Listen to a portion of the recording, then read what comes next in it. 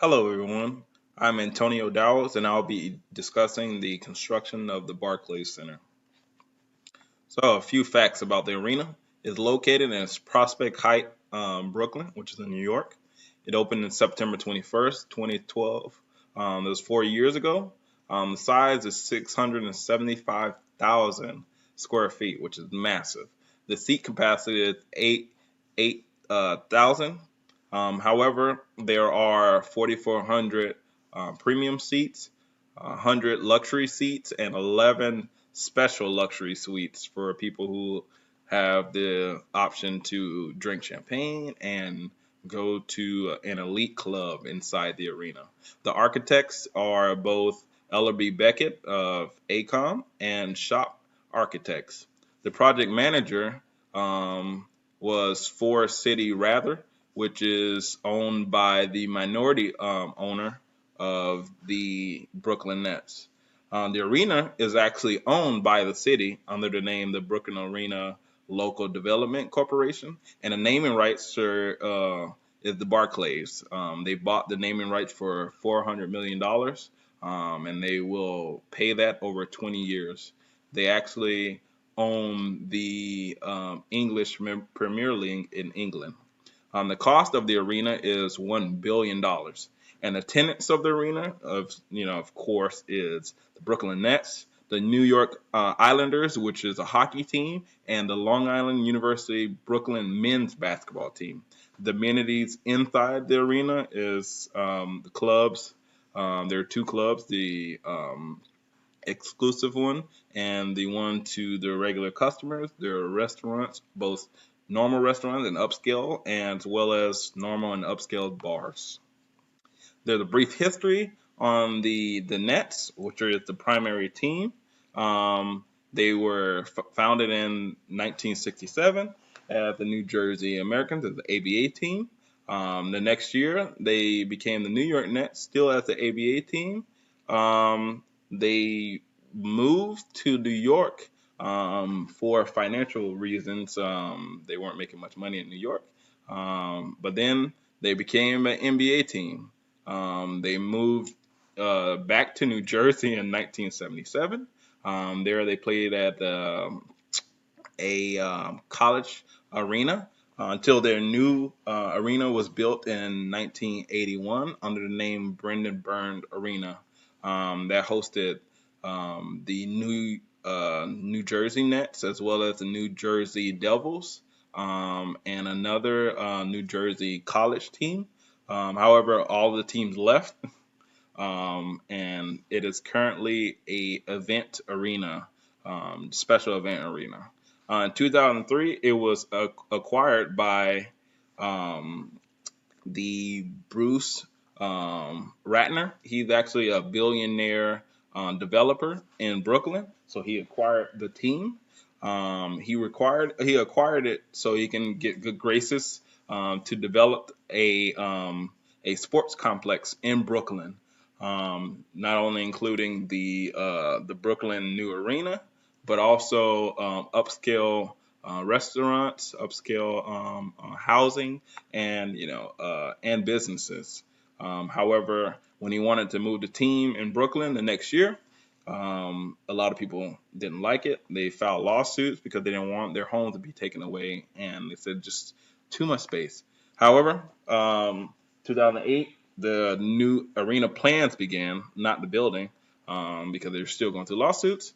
2009, Mikhail Prokhorov, which is a Russian billionaire, he purchased majority ownership of the team, so he's a majority owner. In 2010, they were playing in Prudential Center, which is in East Rutherford, New Jersey, until their Brooklyn Barclays Center was built in 2012, which is when they started their season. So here's the construction. Construction began in March 11th, 2010. As you can see these pictures, it shows the progress. In the next slide, we'll see a short video. And as you can see at the bottom right, it opened 4 years ago on September 21st. Here's a quick video about the construction progress.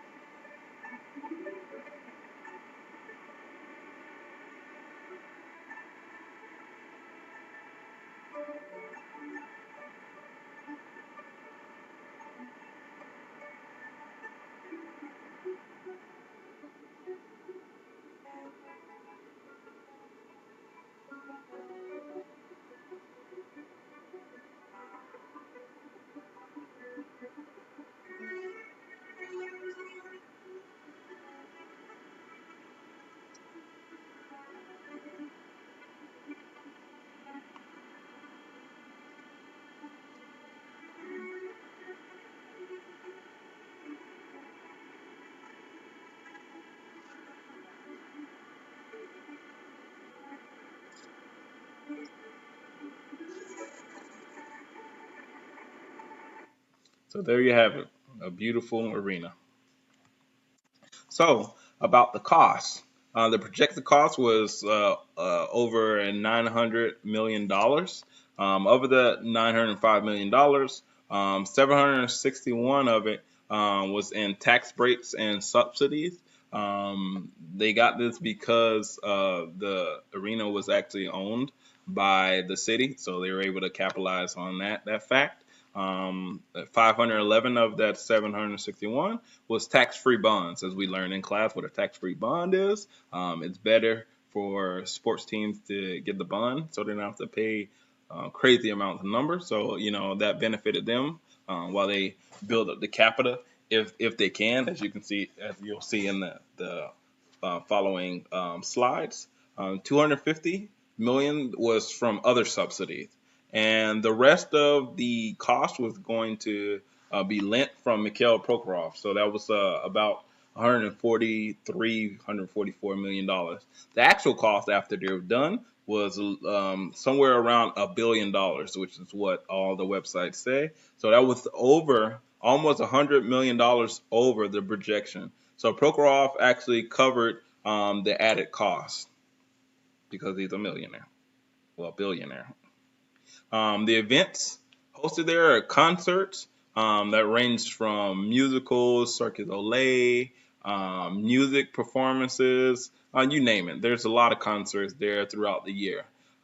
Next event that they have, which has been a success, when the college teams start their season, a select few get to go to the Barclays Center Classic, which started when the arena was built in September. It actually starts in November every year. So a handful of college teams, they play a tournament every year in the Barclays Center Classic. Um, the next event is the WWE SummerSlam. If you guys don't know what WWE is, it's wrestling. And they host a few events in the summer. And their contract is ends 2017. Next is the festivals. The festivals, there are tons of festivals, but the three big ones are the Beer Festival in July, the Salsa Festival in June, and the Music Festival in June as well. Attendance.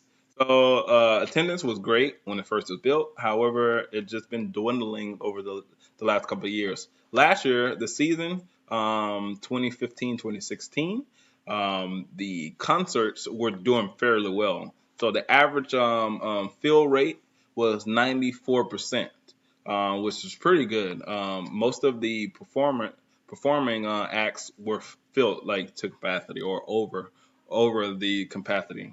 However, the sports team weren't doing so well. So the basketball last year, their home games got 15,000, around 15,000 average, which was 27th out of 30 teams. So they weren't doing well. And the hockey um, got about a little over 12,000, which they were second to last in average. So that affects the cost. So as you can see, with the teams not getting the people inside, that affect the profit. So as you can see, the revenues from 2014 and 15, as well as the expenses.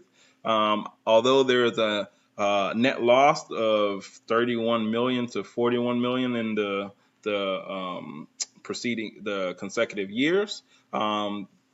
They're not showing you other calculations to get the net gain in 2014 as only $947,000, and in 2015 it was a net loss of $9 million. So they weren't doing so well in 2015. I wasn't able to get the information from 2016, but hopefully I can soon. As you can see, this is where more numbers. Um, uh, so although the net income was 17,000, after taking out the expense, the net loss was $31 million. However, taking out depreciation, that's where you got the $947,000. So return on investments. The return on investments is the net profit divided by the cost of investments times 100. So in 2014, since the net profit was only 947,000 and the cost of investment was $1 million, they only got a return on their investment of way less than 1%, which is marginal at best. No investor would want to invest in that company. The next year was actually a loss, so the ROI was negative 1% basically.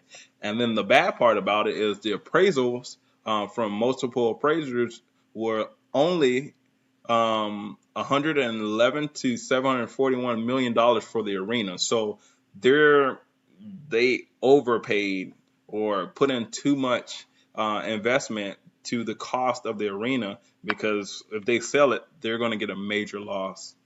So there's the conclusion. Um, I concluded that the Barclays Center appears to be a financial failure, even though the beautiful construction. The reason may be because the teams aren't doing so well. The last couple of years they haven't been doing so well. They had a splash with good players, but they just by the middle of the season, they were out of contention for playoffs. So that affects the bottom line. However, there's a glimmer of hope. This is because of the Atlantic Yard Sports Complex development. Bruce Rather, he is currently creating a railroad, as well as a 15,000 square feet office building right across the street from the arena. So that can be better access to the arena for regular patrons, and also for businesses to pay for the premium seats. So hopefully, in the future, they'll be getting more revenue from people. And also, the future investments look bleak only because, as you can see, their financial information, no investor would want to invest in that. So, the only way I can see them getting capital is from customers and sponsorships. So, this is my reference right here. As you can see, it's a lot. And that's all, folks. Thank you for listening. I wish I could have gave more information. However, I'm limited on time and I am a long talker. Have a great day.